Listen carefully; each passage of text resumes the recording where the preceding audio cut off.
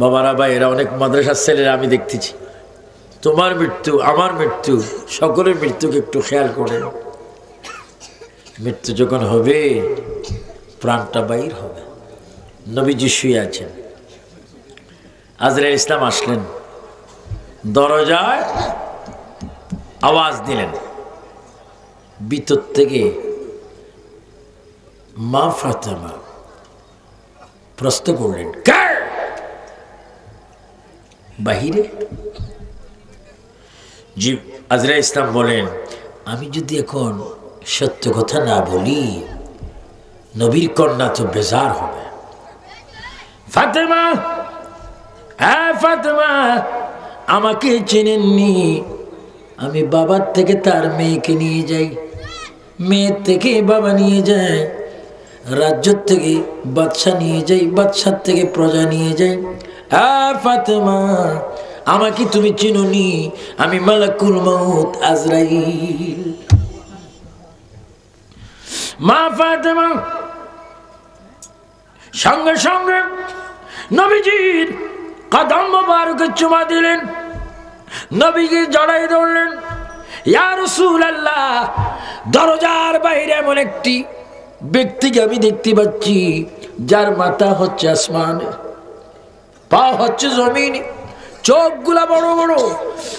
ইয়া রাসূলুল্লাহ, সে এসেছে বাবার থেকে মেয়ে নিয়ে যাবে, মেয়ের থেকে বাবা নিয়ে যাবে। ইয়া রাসূলুল্লাহ, কে এখন চলে যাবে? আল্লাহ রাসূল বলে, ফাতেমা চিৎকার দিও না, দরজা ভালো মতো খুলে দাও, মেহমান কাছতে দাও। আল্লাহ মেহমান তোমার বাবার দরবারে পাঠিয়েছে। জোরে বলুন সুবহানাল্লাহ। নবী আজরাইল কি বললেন? আরো জোরে বলে কি বললেন? আর আমরা মেহমান বলবো? যদি আজরাইলকে দেখি ওযু নষ্ট তো আছে, আরো কিছু আছে না?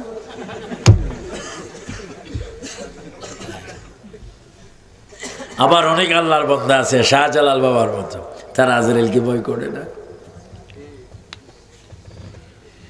বগদাদ শরীফে একটা বিয়ের অনুষ্ঠান। কিসের অনুষ্ঠান? এই বিয়ে অনেক ওলি আল্লাহর আসছেন, তো বিশেষ করে সেখানের বিয়ে পড়াইছেন বড় পীর গৌসে পাক মাহবুব সুবহানী। উচ্চস্বরে বড় আব্দুল কাদের, আর একটু জোরে বলো আব্দুল কাদের। ওনাকে আমরা চাই কি চাই না? উনি কি ভালো না খারাপ? কেমন ভালো? ওনার জীবনী পড়লো তুমিও ভালো। আমার ভাইয়েরা, তো বিয়ের পরে আপনাদেরকে দামান বলে না? নতুন স্বামীকে কি বলে? দামান। দামান আর ওই নতুন বউটি যাচ্ছেন, কিন্তু দামানকে সামনে না দিয়ে বড় পীর গৌসে পাক দামানের আগে আগে মেয়েটির কাঁধে কাঁধ রেখে রেখে যাচ্ছেন। মানুষ তো অবাক হয়ে গেলেন, এটা কোন ধরনের হুজুর? ওয়াইফ স্ত্রী বউ একজনের যাচ্ছে আরেকজন, স্বামীও কোনো কথা বলছেন না। রুমাল আছে কিনা? এটা দেয় না? এটা যদি না দেয় ব্যাক কল। এটা দেওয়া কি শরম, সুন্নত। আল হায়াউ শুরবাতুন মিনাল ঈমান, ঈমান থাকতে হবে। যাচ্ছেন, যখন যাচ্ছেন এই মেয়েটি যে ঘরে গেলেন ওইখানে বড় পীরও গেলেন, দরজা বন্ধ। 2 নম্বর কিছু মোল্লা আছে না হুজুর? হ্যাঁ, বড় পীর ধরা পড়ছে, সমালোচনা শুরু হয়ে গেছে। আজকে মারবো, কাটবো, ধরবো। 3 ঘন্টা পর দরজা খোলা হলো। স্বামী, তার মা বাপ সব মেয়েটিকে যাই ঝড়াই দিল। মা, কি হয়েছে বলো?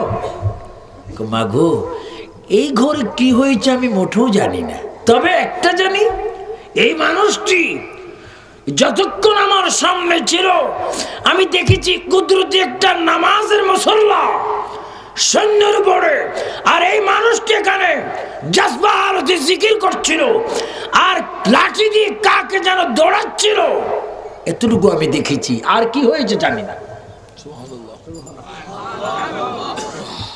এবার সবাই আসলেন, হুজুর এ কি হলো?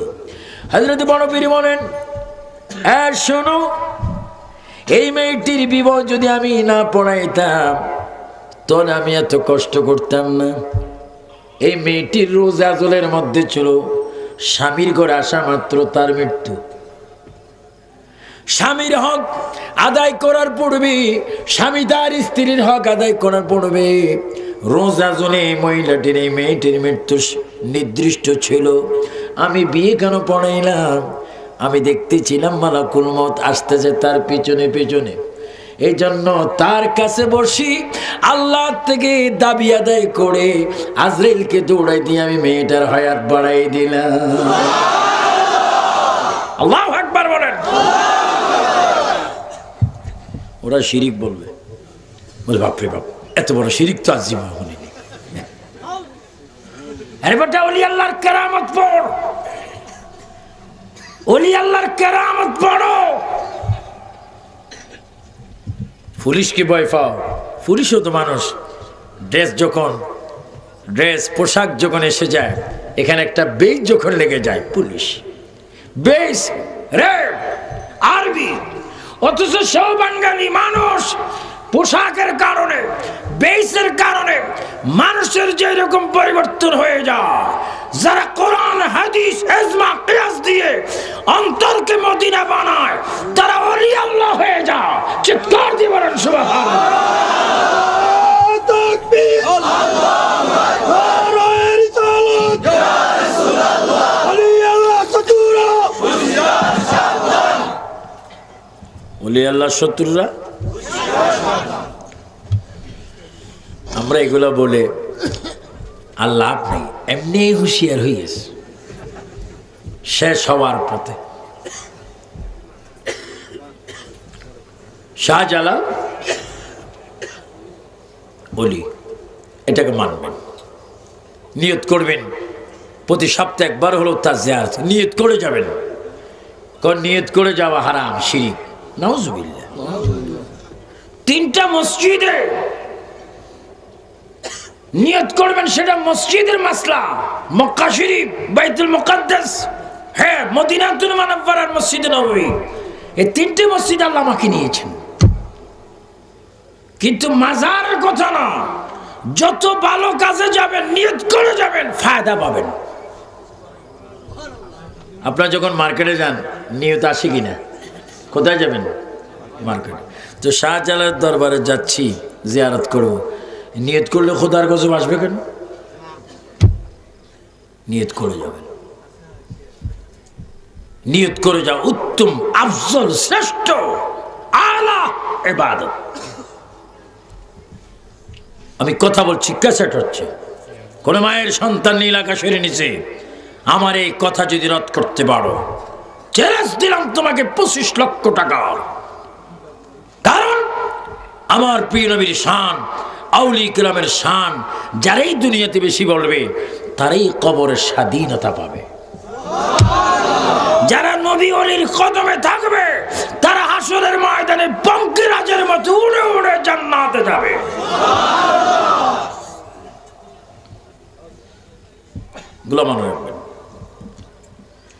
রাসূল বললেন, ফাতেমা দরজা খুলে দাও, মেহমানকে আসতে দাও। মেহমান আসলো, রাসূল শুয়ে আছেন, চেহারা মুবারক কত সুন্দর, যার চেহারা আজকের রাত্রেও যদি কেউ স্বপ্নে দেখেন 60টি জাহান্নামের আগুন হারাম।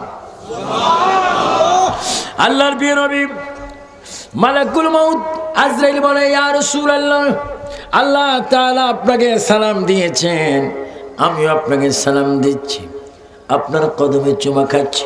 ইয়া রাসূলুল্লাহ, ইয়া হাবিবাল্লাহ, আমি এসেছি আল্লাহর প্রিয় নবী দু জাহানের বাদশা নবী বলেন, আজরাইল তুমি কেন এসেছো আমি বুঝেছি, তুমি কেন এসেছো আমি বুঝেছি, তোমার সাথে আমার কয়েকটি কথা আছে। এইদিকে মা ফাতেমা নবীজির ঘর থেকে বাইর হয়ে দুই সন্তানের কাছে গেলেন। দুই সন্তান হাসান হোসেনকে গিয়ে বললেন, বাবারে তোমরা বুঝি এখানে বসে আছো, আমার বাবা বিশ্ব নবী রাসূলুল্লাহ চিরতর দুনিয়া ছেড়ে চলে যাচ্ছে, তোমাদের কোনো যদি দাবি দাওয়া থাকে বাবার থেকে আদায় করো, মনে হয় বাবা এক্ষুনি চলে যাবে, জোরে বলুন সুবহানাল্লাহ। হাসান আর হোসেন দুই ভাই ছিলেন, দুই ভাই একটি দৌড় দিয়ে সে রাসূলুল্লাহর কোলে সিনা মুবারকে এইভাবে রসুলের দুই গালে দুজন চুমা খেতে খেতে দাড়ি মোবারককে দুই ভাগ করে নিলেন। নানা গো, মায়ের থেকে একটা কথা শুনলাম, সত্য কিনা? আপনি বুঝি আমাদেরকে ছেড়ে চলে যাবেন? আমার নবীকে দেখে বলে, হাসান আর হুসেন শোনো, নানাগণ শোনো, যদিও আমি তোমাদের থেকে চলে যাচ্ছি, জাহিরি ভাবে তোমাদের কাছে আমি কোরআন হাদিস সুন্নাহ রেখে গেলাম এবং 5 ওয়াক্ত নামাজ আমানত রেখে গেলাম।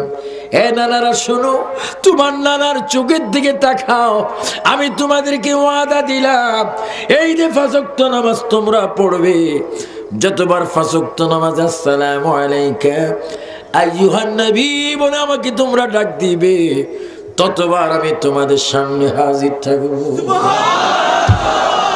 আল্লাহু আকবার বলেন, আল্লাহু আকবার। আমরা আজকের দিনও নবী চাই কি চাই না? এই রাত্রের শেষ ভাগে 1 ওয়াক্ত নামাজ আছে, যে নামাজের নাম কি? ফজর। ফজর আর তাহাজ্জুদের নাম নিচ্ছেন, ফজরে পড়েন না, তাহাজ্জুদ পড়েন।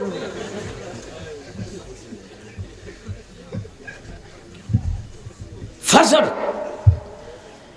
আমি বলবো আমার ছাত্র যারা, ছেলে বয়সী যারা, তোমাদের হাত ধরে বলবো আজকের থেকে মদের নেশা বাদ দিয়ে দাও, সিগারেটের নেশা বাদ দিয়ে দাও, আজকের থেকে ঘুমাইতে একটু ওযু করে ঘুমাই যাও, পবিত্র হয়ে ঘুমাই যাও। মুয়াজ্জিন যখন আযান দিবে সালাতু খায়রুম মিনান নাওম, ঘুম থেকে সজাগ হয়ে দাঁত মেজে তুমি সুন্দর করে মসজিদে চলে যাও, ফজরের নামাজ পড়ো, যোহর পড়ো, আসর মাগরিব এশা পড়ো। খোদা কি কসম, তুমি 60, 70, 80, 90 বছর যদি এইভাবে নামাজ পড়তে পারো, আল্লাহর কসম দিয়ে গ্যারান্টি দিয়ে গেলাম, কবরে যাওয়া মাত্র তুমি রাসূলের দিদার পাবে। আমিন বলুন, আমিন। নামাজ চাই কিনা? হাত তুলে বলো নামাজ চাই কিনা? যুবকরা বেশি হাত তুলে বলো নামাজ চাই কিনা? নামাজ পড়ার জন্য হুকুম কার? নামাজ পড়বেন। শুধু বক্তা দাওয়াত দিলেন, পকেট পরে হাদিয়া দিলেন, এই কানে দিয়ে ওয়াজ শুনলেন আর সেই কানে দিয়ে বাইরে হলো, আমল করলেন না। এই ওয়াজের কোনো দাম নাই, দাম হবে তখন যদি আমলে পরিণত হয়। হুসাইন বলেন, না আপনি যান, একটা কথা আমার থেকে শুনে যান। নানা, আমার আম্মাকে রেখে আপনি কিভাবে যাবেন? আমার বাবাকে রেখে আপনি কিভাবে দুনিয়ার থেকে যাবেন? আমার মায়ের খবর তো আপনি ভালো মতো জানেন। নানা গো, আমার এই মা অনেক দিন আমাদেরকে খানা দিবি দিবি করে চুলার মধ্যে খালি ডেকসি পাতলি বসাই রাখে। নানা 3 দিন 4 দিন 5 দিন 6 দিন পর্যন্ত আমরা না খেয়ে উপবাস থেকে পেটের মধ্যে পাত্তর বেঁধে আমরা এই মদিনার শরীফের মধ্যে থাকি। নানা, আমার মা ফাতেমা আমাদেরকে খাবার কিছু দিতে পারে না, কারণ আব্বা জানাতে পারে না। নানা গো, 6 দিন 7 দিন পেটের মধ্যে পাত্র বাঁধি আর ক্ষুধার্ত অবস্থা আপনার চেহারার দিকে যখন তাকায়, 6 দিনের ক্ষুধার কথা আমরা ভুলিয়া যাই। নানা, ও নানা, আপনি চলে যাবেন, আপনাকে হাসরের ময়দান আমরা পাবো কোথায়? আমার রাসূল হাসরের ময়দানের কবর থেকে উঠার পরে তিনি ঠিকানা দিচ্ছেন, হাসান হোসেন শোনো, আমি রাসূলকে তোমরা কবর থেকে উঠা মাত্র তোমরা তো দুনো ভাই আমার সাথে থাকবে। সুবহানাল্লাহ। হাসান হোসেন, আমি রাউজার থেকে যখন কবর থেকে বাইর হব, তুমি আর তোমার বড় ভাই হাসান আর হোসেন আমার সাথে থাকবে। আমার ডাইন হাতে থাকবে আবু বকর আর ওমর, আমার বাম হাতে থাকবে উসমান গনি আর আলী। এই 4 জনকে নিয়ে আমি কবর থেকে বাইর হব, তোমরা আমার সামনে থাকবে, তোমাদের মা আমার সামনে থাকবে। আমি কবর থেকে বাহির হইয়া তোমাদেরকে হাসরের ময়দানে চতুর্দিকে পাঠাই দেব, আমার একজন উম্মত যেন জাহান্নামে না যায়।